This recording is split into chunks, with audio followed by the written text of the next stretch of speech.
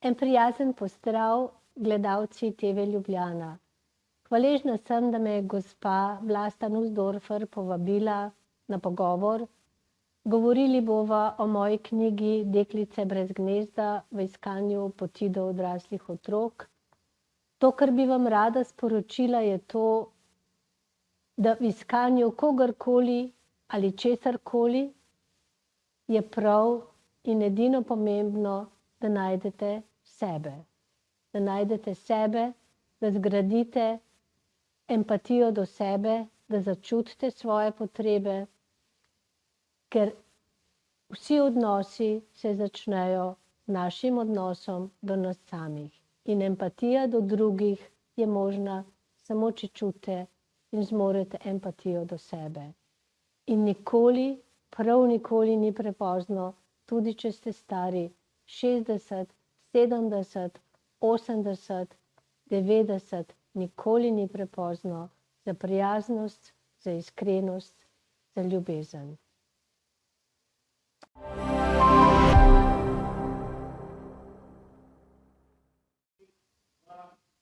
Spoštovane gledalke, cenjeni gledalci. Tokratnja gostja je pisateljica, kovčinja in še marsikaj. Sama bo povedala o sebi. In seveda je tu tudi zaradi knjige, posebne knjige. Poznamo Ptičke brez gnezda, sedaj pa imamo Deklice brez gnezda. Njihova avtorica je Danica Vidmar. Lepo pozdravljeni. Pozdravljeni, hvala lepa za povabilo. Zelo sem vesela, da ste moja gostja. Kajti spraševala sem se, kaj človeka privede, da napiše tako knjigo, kakšno življenje je imel, oziroma začela bom kar sedaj, v tem trenutku, kakšno sporočilo bi bilo, kaj delate, kaj vas osrečuje. Bom začela s tem, da rečem, da so bili ptički brez gnezda, bom rekla, motiv tudi, da sem vzela te deklice brez gnezda in sem hotela povedati, da ljudje in otroci, ki živijo v domu z obema staršema in ki izgleda v redu dom, ni nujno, da imajo gnezdo. Ker gnezdo dela ljubezen, gnezdo dela to, da si viden, gnezdo dela to, da si slišan in da se te upošteva. Mi smo generacija avtoritarne vzgoje in je bilo tega manj, a ne? A se da še kaj popraviti? Veliko se da popraviti, veliko. Torej bova mogoče začeli tam, kako je bilo na začetku, kaj ste počeli, kakšen je bil vaš osnovni poklic. Vem, da ste veliko potovali po svetu, kje ste bili, malo o sebi, da se predstavite. Jaz sem po osnovni stroki diplomirana ekonomistka in sem delala 30 let v mednarodnih organizacijah. Bila sem na menedžerskih položajih, finančna direktorica v multinacionalkah. Potovala sem in lovila sebe, čas, denar. Bila sem namreč samohranilka, zares samohranilka. In v takih, za mame samohranilke je težko, če so pa v situaciji ekonomske ogroženosti, je pa še veliko, veliko težje. No, in jaz sem bila in v resnici je bila vsa ta pot, ki sem jo naredila in ni bila enostavna, je bila zato, da na koncu pri 60-ih ugotovim, da imam v sebi zelo veliko moči, zelo veliko ljubezni in zelo veliko energije. In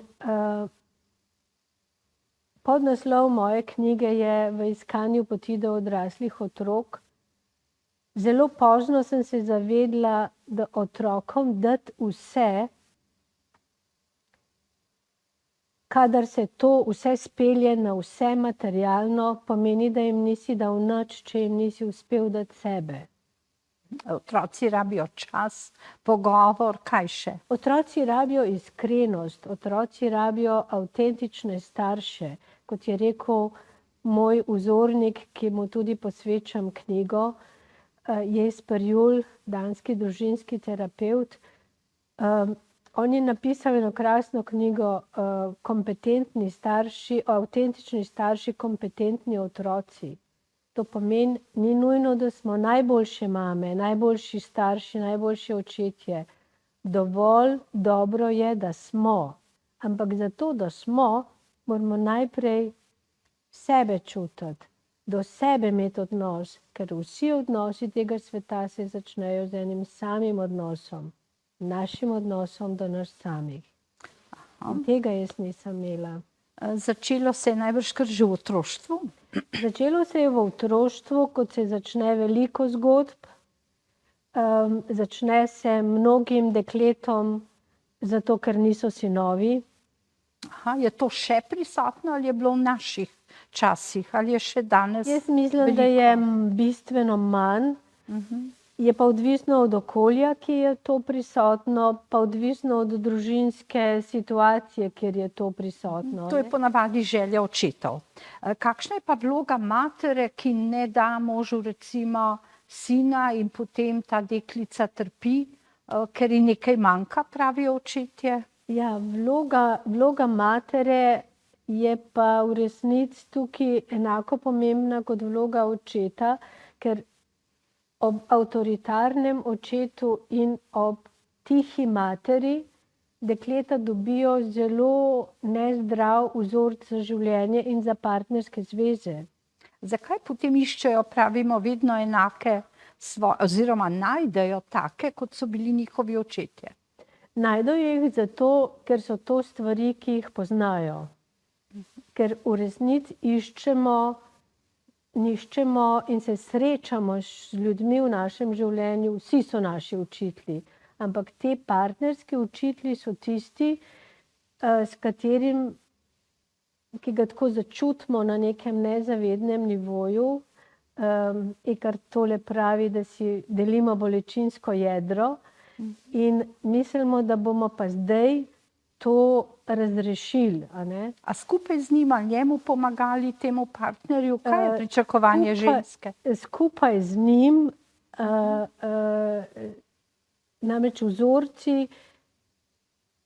vzorec, da si je treba ljubezen zaslužiti, kar je popolnoma nemogoča situacija in ljubezni se ne da zaslužiti. Ampak otroci, ne samo dekleta, tudi fantje, s tem, da bo nekdo, da bo uspel, da bo direktor, da bo, ne vem, inženir, da bo pilot, ali da bo zdravnik. Uresničil želje staršev. Da bo uresničil želje staršev, v resnici sebe nekako da v drugi plan, ne ve, kdo je in želi ustrežiti. In kadar želimo ustrežiti, se kompromitiramo in izgubimo sebe. In to je celo življenje. A nas potem tisti, ki mu ustrežemo, sploh ceni? Zelo dostikrat ne, ker zelo dostikrat najdemo na drugi strani človeka, ki je tudi po svoje poškodovan in ranjen, samo na drug način. In on jemlje ljubezen, kao ljubezen, ki ni ljubezen, usluge, služenje, in na drugi strani mi dajemo, ampak to za zdrav partnerski odnos, to zdravega partnerskega odnosa ne gradi. Zakaj pravijo, da igrajo nekatera dekleta tudi kasneje, ko odrastejo v takih družinah in dobijo svoje otroke in potem so morda že babice, nenehno vlogo žrtve? Zato, ker jo poznajo, ker jim je udobna in ker od nje kljub vsemu nekaj imajo. Kaj pa je tisto, kar imajo? Imajo pa neke vrste slabo tolažbo, da drugače ne gre, ker je pot iz vloge žrtve ven zelo trnova. Ni enostavno se naučiti reči ne. Ampak te žrtve vedno rečejo, moram, ni drugega izhoda, še to naredim. Seveda. Tukaj moram pomagati, imaš recimo ostarelega očeta, bolnega mamo, čeprav ni bil najboljši, pomagaš do zadnjega, potem hodiš na grob, pomagaš mami. Stalno si v nekem položaju, ko te nekdo rabi in vse gre na tvojo škodo. Ja. Pri starših je mogoče še ta moment, da na vsak način poskušaš zaslužiti to neko ljubezen, ki je nisi dobil, neko videnost. Moram biti grozen dober, da bom mogoče, ko bo pa stara, ko bo pa umirala, bo pa se nekaj zgodilo. Ponavadi se ne, a ne? In žrtev, ki večno igra vlogo žrtve, ima od tega neko, kako bi rekla, neko opravičilo, da ji ni treba poskrbeti zase. Ker zase poskrbeti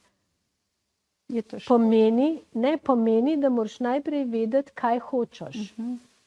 Pa nimaš časa ukvarjati se s sabo? Si ga ne vzameš, ker te nekdo rabi. Ker si odklopil določena čutila in si v resnici nisi v stiku s sabo. No, s tem bova nadaljevali, kajti naš čas najin je tako hitro tekel, da sva ga zaključili prvih 10 minut. Bova še nadaljevali z žrtvijo. Velja.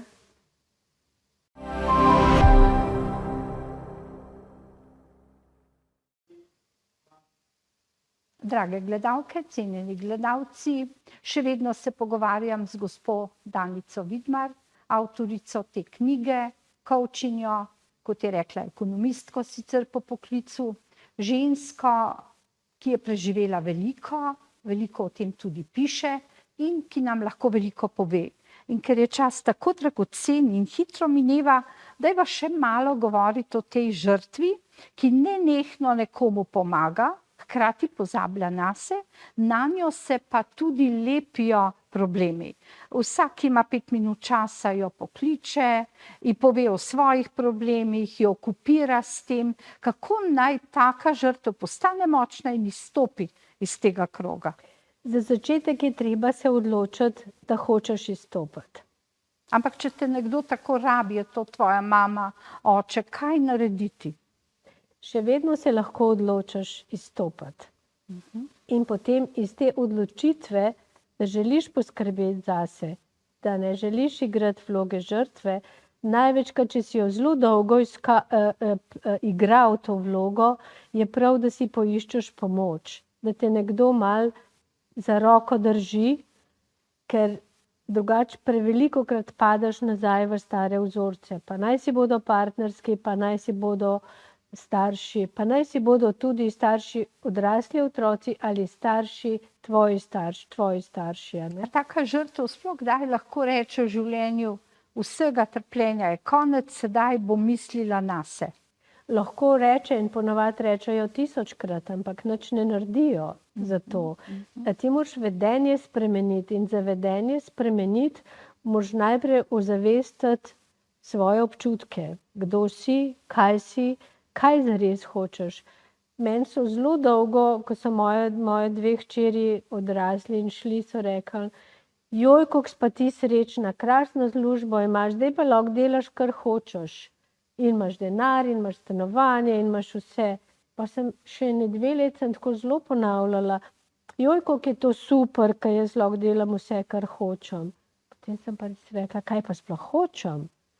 In takrat, ko se ozreš vase, kaj zares hočeš, ponavadi to se zgodi, ko se zgodi velik pretres. Pri meni je bilo to, da sta hčerje odšli od doma in da se je ena moja partnerska zveza 10-letna razdrla.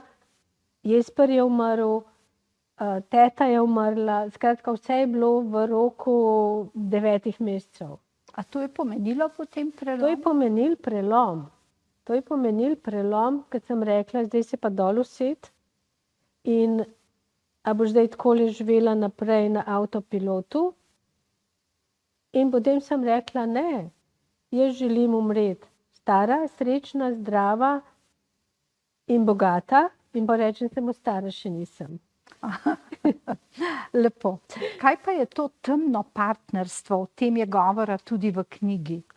Zveni zelo črnogledo. Ja, črno partnerstvo je tisto partnerstvo, kjer ni prostora za pravo ljubezen, kjer je prostor kjer se počutimo izkoriščane, kjer kompromitiramo sebe, kjer gremo čez sebe, kjer nas ne vidijo, ker smo stalno v vlogi dajalca in rešujemo probleme, ki nam jih druga stran nenehno prinaša kot svežo hrano nam prinaša težave. A ne? Svoje ali?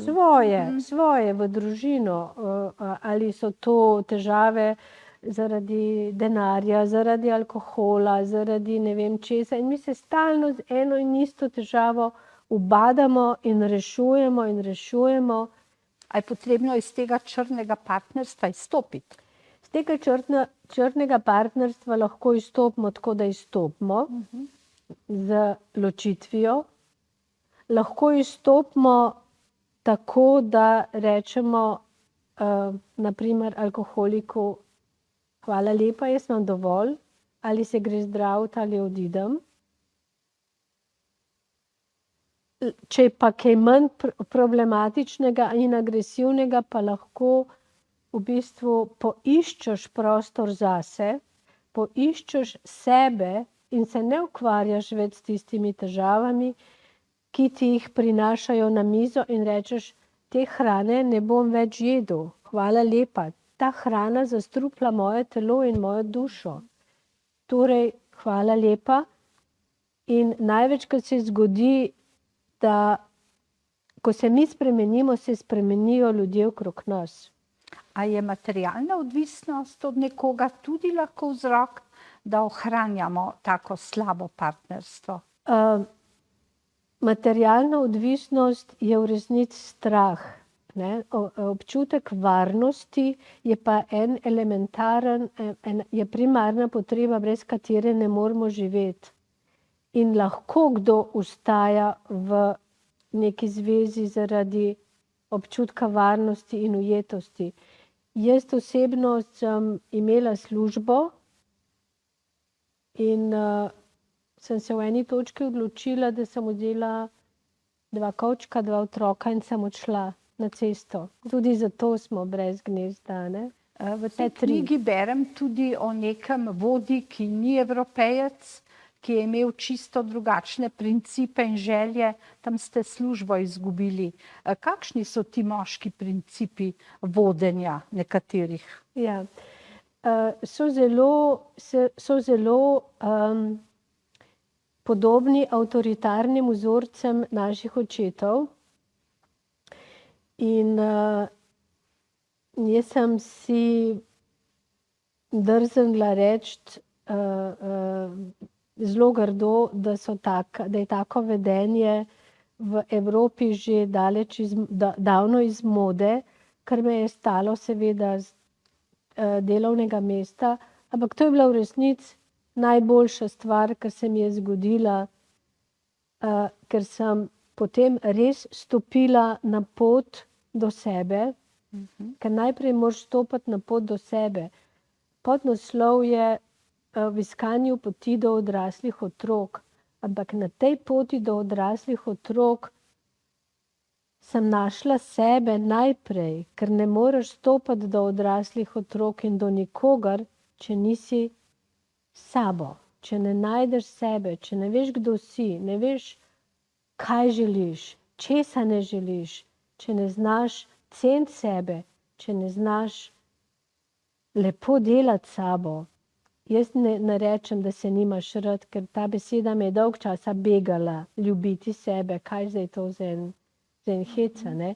In sem jo zamenjala za lepo delati sabo, tako kot delamo z dojenčkom, z rožo, z občutljivim porcelanom, ko smo pozorni na nekaj, da je lepo, a ne?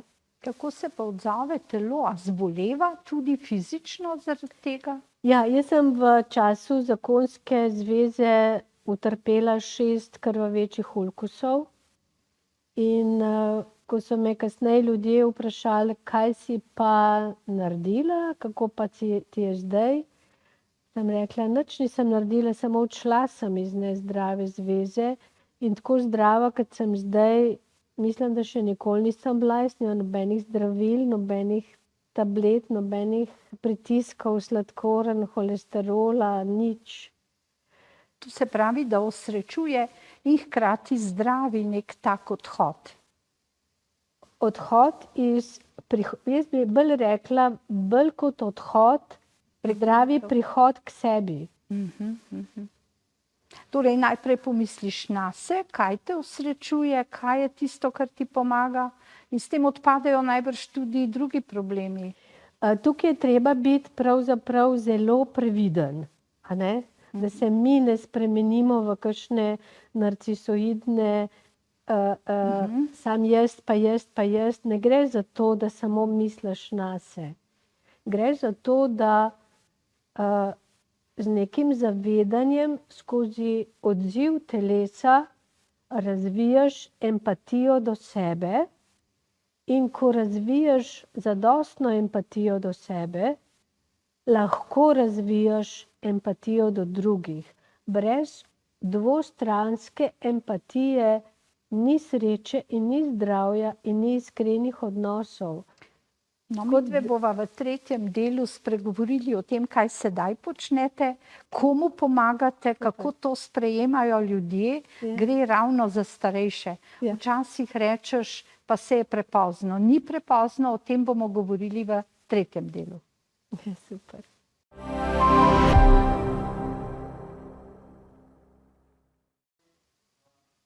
Ponovno lepo pozdravljene gledalke in gledalci. Smo v tretjem, zadnjem delu pogovora z Danico Vidmar, ki bo spregovorila o tem, kako je danes. Videli smo vse te prehode, tudi k sreči, zdravju, vidi se lepoti, urejenosti. Skratka, starost ni ovira, če prav razumem. Kaj sedaj delate? Človek bi rekel, ko je nekdo ali v domu starejših ali ostarel že, da mu ni pomoči, ker je že vse ali zavozil ali ne. Kaj delate sedaj in s kom?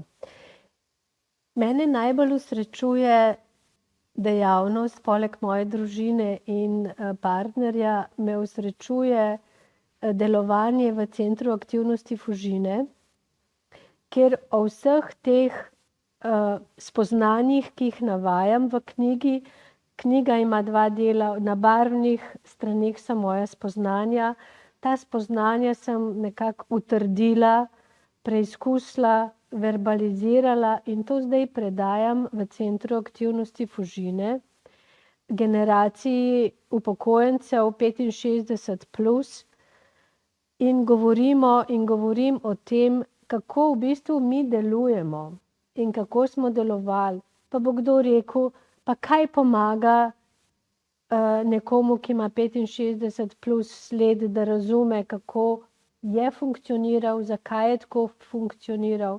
Pomaga. Pomaga zato, da se lažje zbogamo s tem, kar je bilo, predvsem pa zato, da razvijemo sočutje in empatijo do svojih dejanj, do vsega, kar smo naredili in do vsega, česar nismo naredili.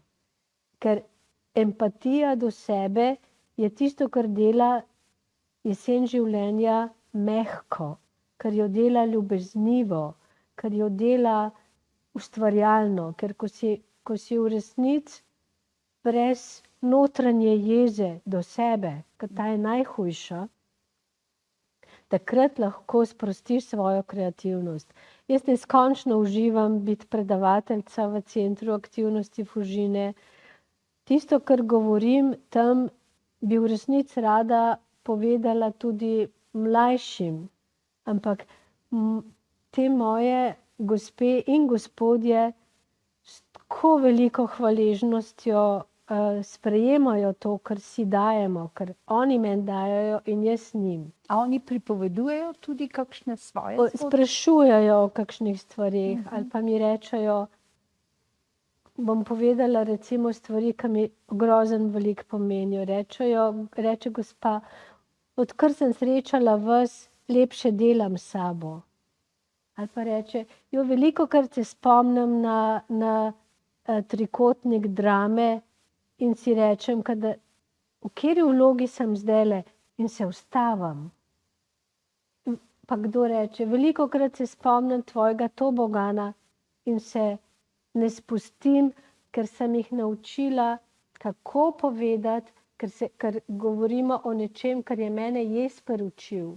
To je osebna govorica, da poveš, kar ti leži na duši, pa vendarle ostajaš na svoji polovici odgovornosti. Ne napadaš, ne obsojaš, ampak poveš, kako se počutiš. In imamo komunikacijski praktikum, kjer se učimo postavljati meje v komunikaciji in kjer se učimo držati se meja, ko mi komuniciramo nekaj, kar nas boli. A to vpliva tudi na kakšne odnose v družini? Absolutno vpliva. Recimo na vnuke, ki pridejo ali... Na vnuke, na partnerje, na sosede, na ljudi, ki jih srečamo na bencinski, na vse. Zakaj ni prepozno, takrat, ko imaš recimo 65 plus, da se še česa naučiš na osnovi lepših odnosov? Nikoli ni prepozno, ker je iskrenost tista, ki zares zdravi. A je za zdravje kdaj prepozno? A je za spustiti stvari, ki nas težijo, kdaj prepozno? Nikoli. Če drugega ne, pa nisem nič črnogleda, se lažje postaraš in se lažje posloviš. Aha, ker si razčistil, ker te manj stvari tudi boli, prizadene. Ker ne neseš jezo na drugo stran in ker ne pustiš jeze ali česarkoli v skrinji, ker kar mi ne bomo iz skrinje vzeli. O skrinjah tudi govorite. Ja, ostane v družinskih skrinjah. In če imamo otroke in vnuke res radi, potem poskrbimo za to, da mi odidemo v miru in z ljubeznijo in z Bogom in z vsem, kar je bilo in česar ni bilo. No, vi ste naredili ves ta preskok in kot sem videla nekatere slike, se spet potapljate. Zdaj sva blizu koncu, bova malo o tem še govorili. Jaz sem pod svojo knjigo sem končala s potapljaškim tečajem, ki je bil zame simbol preživetvenega strahu. In sem rekla, to bo zdaj to. In potapljala se ne bom več, s preživetvenim strahom bom živela do konca. Ampak usoda pa poskrbi za vse kaj drugega. 14 let kasneje sem srečala na Zanzibarju ob 6 zjutraj pod Maurico koga? Potapljača. Ki je prišel s potapljanja?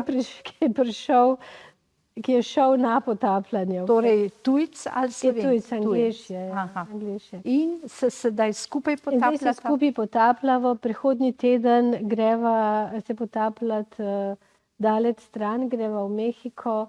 On bi se šel, oziroma greva se potapljati, ampak jaz bi šla pa zelo rada obiskati Maje, ker se mi zdi, ne vem, zakaj sem tako povezana. Se čutim povezana s temi starimi. Pa ni več tako nevarno, recimo, potapljanje? Vedno imamo nek strah, da ne pridemo navzven več iz vode? Je, se je tudi življenje v resnici. Vedno ne vemo, se bomo jutri še zbudili. To je res. V resnici potem sprejmeš tisto, kar pride, je prav. No, da posvetiva še kakšno besedo na koncu Jesperju Julu, ki je bil vaš veliki učitelj, vzornik, manjkajo še 3 minute do konca. Dajte nam še kakšno njegovo misel, tako, da bo všeč in mladim in starejšim, da bodo kaj spremenili. Ene se spomnim, ki je rekel, ne pripovedujte ljudem, kaj naj storijo za vas, povejte jim rajš, kaj hočete. Aha. To se pravi, da izraziš svoje želje? Ja. In še nekaj rekel, to sem že prej rekla, v bistvu avtentični starši, kompetentni otroci. Toliko je imel modrosti. A lahko kaj nadomestiš pri vnukih, česar nisi mogel znal, zmogel pri otrocih. Ne, za vnuke so odgovorni starši. To se pravi, nimamo te odgovornosti. Nimamo odgovornosti in nimamo pravice, imamo pa dolžnost in pravico počistiti svoje skrinje, kajti pot do vnukov, kot pravimo v knjigi, vodi preko staršev. To se pravi, je pot preko njih, ne pa direktno. Ne pa direktno. To je poseganje v odgovornost otrok, ki se vedno slabo konča in najslabše jo odnesejo prav vnuki. To se pravi, nasvet tistim, ki nas naju gledajo, da živiš svoje sanje, počistiš to družinsko skrinjo, ki je polna marsičesa, in se ne vtikaš v življenje naslednjih rodov. Torej, Če lahko pomagaš, super. to je ta pomoč. Če želijo, da pomagaš, super. Ne prevzemaj pa odgovornosti, ki ni tvoja, ker delaš škodo. Predvsem bi pa rada nekaj rekla, da za srečo in za sebe in za prid k sebi ni nikoli prepozno. Torej je še upanje, teče zadnja minuta, lahko sporočiva gledalkam in gledalcem, da se splača prebrati vašo knjigo, ki je izjemna, se iz nečesa naučiti in mogoče še enkrat zavrteti to oddajo, da slišiš tista najpomembnejša sporočila. Hvala, Danica Vidmar, da ste bili moja gostja. Hvala lepa za povabilo.